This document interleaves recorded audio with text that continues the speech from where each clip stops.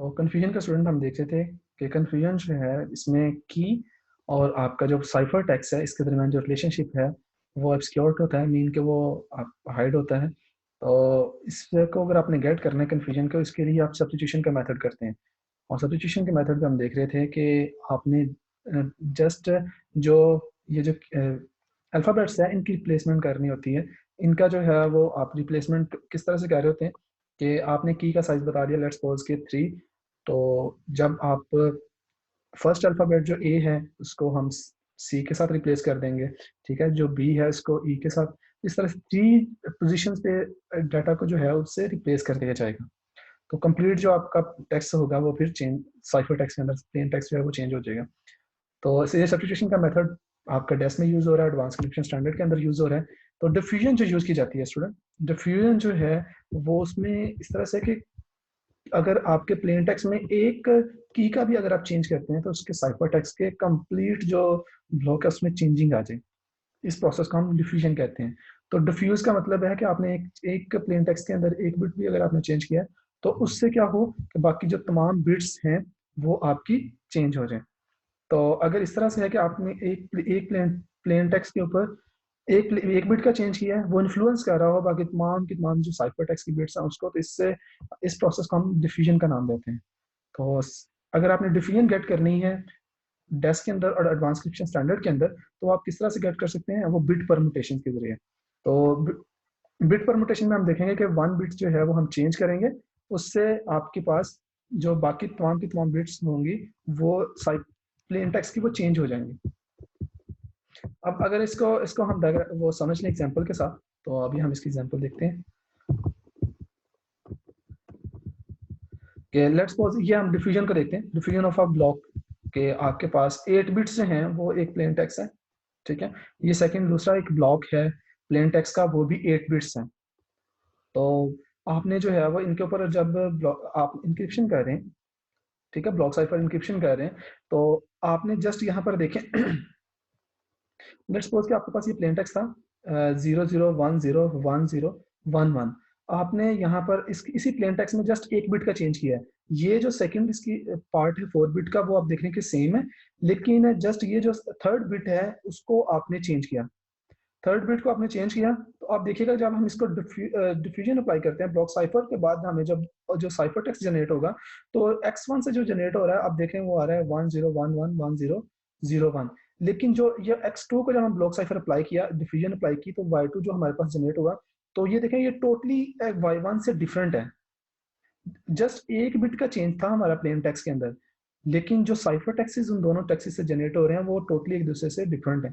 तो इसलिए डिफ्यूजन की हमने बात की थी कि आप प्लेन टेक्स्ट में जस्ट एक बिट का भी चेंज करते हैं ना पूरे ब्लॉक के अंदर, तो उससे क्या होता है कि जो साइफर टेक्स्ट है वो टोटली चेंज हो जाता है। इस प्रोसेस को हम डिफ्यूजन का नाम देते हैं। तो मेन ये दो आपके प्रोसेसेस हैं, कन्फ्यूजन और डिफ्यूजन। ये आपके जो आपका साइफर टेक्स्ट है सिमेट्रिक साइफर, उसके अंदर डेस और एडवांस एन्क्रिप्शन स्टैंडर्ड दोनों के अंदर यूज हो रहे होते हैं।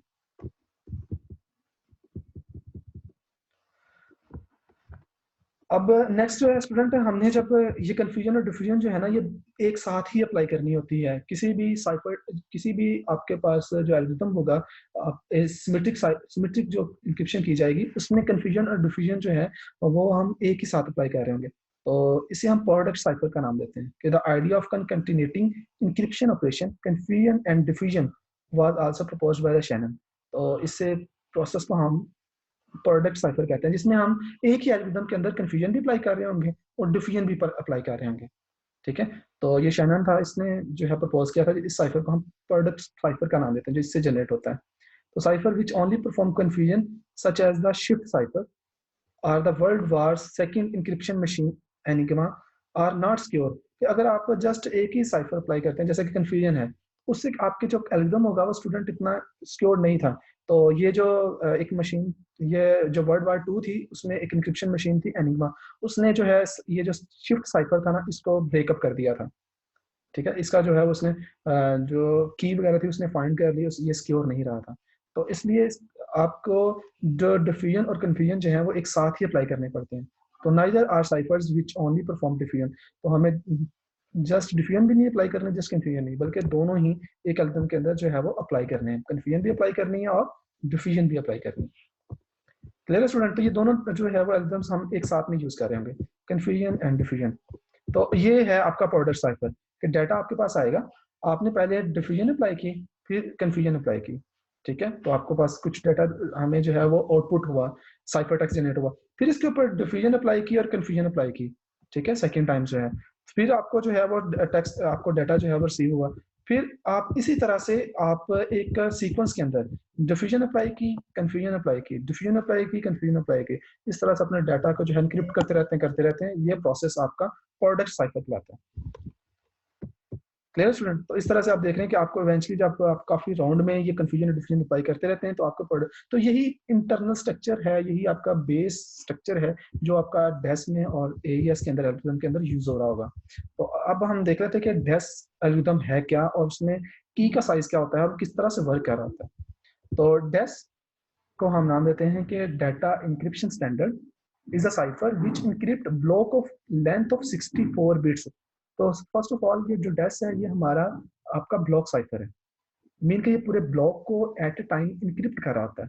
तो इसकी जो लेंथ, जो ब्लॉक साइज है जिसको इसने इंक्रिप्ट करना है वो 64 बिट होता है और की का साइज आपका 56 बिट होता है, ठीक है? ये मेन एक स्टैंडर्डाइज इनके साइजेस जो हैं वो एडजस्ट किए गए हैं कि डेस्क के अंदर जब भी कोई डाटा की इंक्रिप्शन आप करनी है तो आपने पूरे जो डाटा है उसे 64 बिट्स 64 बिट्स के ब्लॉक्स में डिवाइड कर लेना है और जो हमारी की लेंथ होगी वो आपकी 56 होगी।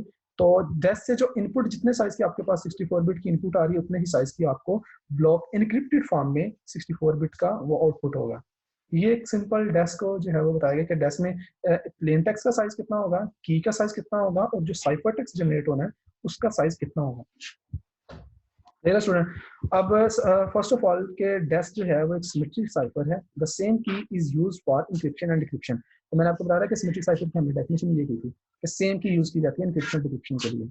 और डेस्क सेकंड इसकी प्रॉपर्टी ये है कि डेस्क इज आइटरेटिव एल्गोरिथम, कि इसमें ना प्रोसेस जो है कन्फ्यूजन और डिफ्यूजन जो है उसको बार बार हम यूज कर रहे होते हैं, इसलिए ये एक आइटरेटिव एल्गोरिथम है, ठीक है? और for each block of plain text encryption is handled in 16 rounds. Second इसकी आपने प्रॉपर्टी ये याद रखनी है कि हर ब्लॉक के अंदर जो प्लेन टेक्स्ट की इंक्रिप्शन की जाएगी वो कितने राउंड्स में की जाएगी, 16 राउंड्स में। यानी कि फर्स्ट टाइम इंक्रिप्शन की, फिर वो एक राउंड हो जाएगा, फिर सेकंड टाइम उसी ब्लॉक की इंक्रिप्शन कर रहे हैं वो तो 16 राउंड्स हम एक ब्लॉक, एक प्लेन टेक्स्ट के ब्लॉक के ऊपर जो है वो लगा रहे हैं। उससे जो है वो सारे के सारे जो ऑपरेशन परफॉर्म कर रहे थे वो आइडेंटिकल ऑपरेशन होते हैं, यानी कि जस्ट की को हम चेंज कर रहे होते हैं, जो ऑपरेशन परफॉर्म करने होते हैं वो सारे के सारे सेम प्रोसेस से इंक्रिप्शन उसी ब्लॉक की बार बार हो रही होती है। तो in every round a different सब की इज यूज्ड एंड ऑल सब कीज के I drive from the main की के। तो वो कह रहा है कि अगरचे के राउंड में हमारा जो ऑपरेशन होने हैं वो आइडेंटिकल ही होने हैं, लेकिन जो उस ऑपरेशन को परफॉर्म करने के लिए हम सब की यूज कर रहे हैं जो कि मेन की में से हमने निकाली, तो वो सब की जो है वो हर राउंड के लिए डिफरेंट होगी। यानी कि राउंड 16 है, हर राउंड में जो इंक्रिप्शन करने के लिए जो की यूज हो रही है वो डिफरेंट होगी। ये उसका एल्गोरिथम जो है वो इस तरह से वर्क कर रहा होगा।